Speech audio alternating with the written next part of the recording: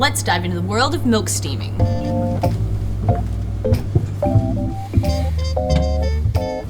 While we may already know the basics of steaming milk, there are always details to perfect. And producing great latte art requires a combination of using particular kinds of milk and also steaming techniques. The capable steam wand on the Linea Mini gives us 1.7 bars of pressure, heating the milk incredibly fast. This can be lowered slightly in the La Marzocco Home app, but being able to steam milk quickly is important if we need to be able to make lots of drinks in a row. For that, we're going to need the power. The ideal temperature for milk will vary depending on personal preference, but the hotter that milk gets, the less sweet and less structurally sound it becomes. A higher heat, such as above 150 degrees Fahrenheit or 65 degrees Celsius, will cause our foam to dissipate more quickly. If well-structured milk is our goal, then we should heat the milk to about 140 degrees Fahrenheit or 60 degrees Celsius. This is just when the pitcher starts feeling pretty hot to our hand. Professional baristas in cafes have practiced and experimented with making drinks that taste fantastic, perfecting the structure and temperature of the drinks that they serve. Before we begin actually steaming the milk, we must pick the right size pitcher. A smaller 30 centiliter pitcher is for a 125 to 250 milliliter drink. The larger 60 centiliter pitcher is for a 350 milliliter drink or for milk sharing. Proper preparation is key. Start with a clean machine, cold milk, and the right size pitcher. Only fill the pitcher about halfway, as more than that can cause it to overflow during steaming. Milk is particular, and all milks will steam differently. We can steam many different types of milk on our machine, but some will give us more ideal results than others.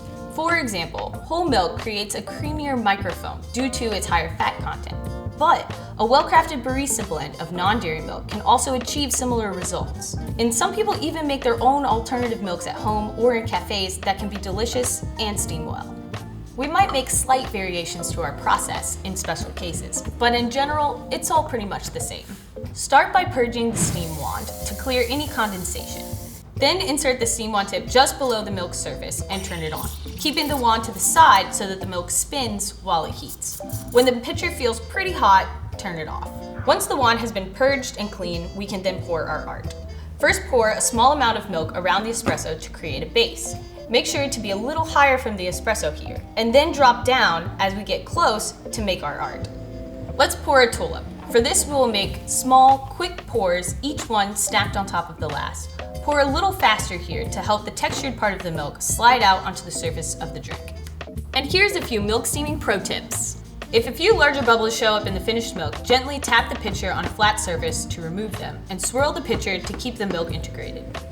Start pouring the art as soon as possible once the milk has been steamed, as the foam will start to rise and separate from the liquid quickly. With steaming any type of milk, there's a certain texture balance that we're aiming for. And even if we have achieved microfoam, a thicker or thinner version will have a certain look to it when poured. If we end up with a thicker milk after steaming, it will be best to pour something a little less intricate, such as a heart, because the overall contrast will be less. With milk steamed on the thinner side, our design will be more crisp and have a lot of contrast. And this is achieved by keeping the tip of the steam wand close to the surface of the milk for a very short period of time. With all that said, it's good to remember that latte art itself won't make our drinks taste better. So we should have fun with it and enjoy the coffee even if our design isn't quite what we hoped for.